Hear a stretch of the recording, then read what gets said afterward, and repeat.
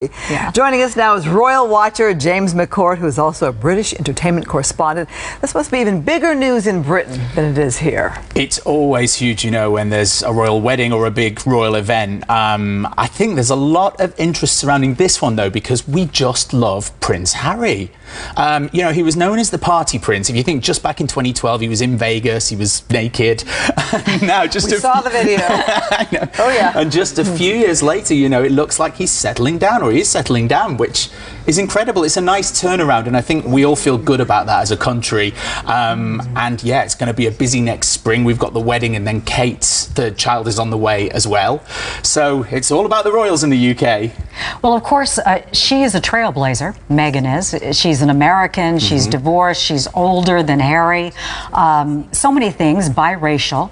And yet it seems that the people of your country, your birthland, have embraced her. Tell us about that. Well, yeah, I really don't see that the biracial issue is an issue, really. They say that 1 in 4 couples in the UK are biracial. We're a very multicultural country, so that's never, I don't think that really enters into most people's heads that would even be a problem. I think being American is interesting, but again, we love America, so I don't see that being an issue at all. And the fact she's divorced is the one for me that perhaps is the most interesting. If you think the Queen's father only became king because his brother had to abdicate because he wanted to marry somebody that was previously divorced. So just only a few generations ago, that was a big issue and actually meant that a king abdicated, whereas now they're able to marry in church, which is incredible. That's rapid change. Yeah. All right, so the wedding is set for May. We'll all check our mailboxes for our invite. Me too. Sure. Don't hold your breath, Christine. At the Windsor Castle, talk about the history there. Windsor Castle. Have either of you ever been to Windsor Castle? I haven't. Oh, it's absolutely stunning. It's where the Queen and Prince Philip now spend a lot of their time, being a little older. It's set slightly to the west of London, so it's not right in the centre like Buckingham Palace is.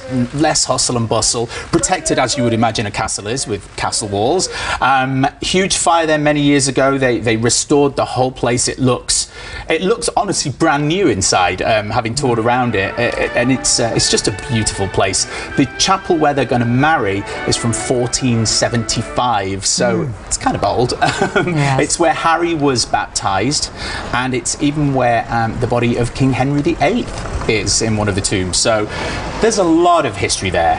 It's an incredible place, and actually I think it's going to be a slightly more relaxed affair than William and Kate's wedding was, which I think is in keeping with their relationship. I think, you know, Harry is a bit more kind of chilled, isn't he? And obviously not in line for the throne. He's 5th in line, so you can relax a bit when you're 5th in line. We all love a good fairy tale, yeah. But in the case of Harry, of course, his life, he experienced tragedy at such a young age.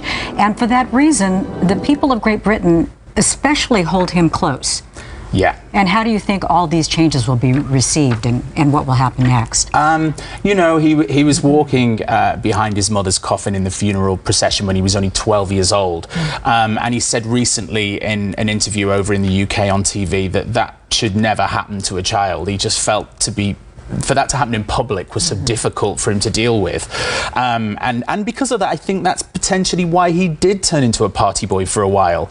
But I think now, you know, with Meghan, he's found somebody that really is kind of the piece of the jigsaw that completes him, and you can tell just in the last few years while they've been seeing each other, 16 months they've been together, that he's settled down and he just seems happy and he seems calm and he's not being crazy and going out partying and pictured for the wrong reasons in the newspapers.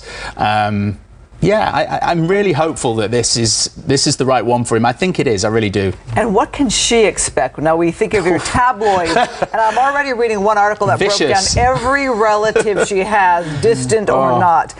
Yes, our tabloid newspapers are known to be pretty harsh on celebrities or anybody in the public eye. You might remember just a year ago, Harry released a statement via Kensington Palace, which was almost unheard of, an official statement saying basically back off Meghan, leave her alone. She doesn't need this abuse and harassment, it's not fair.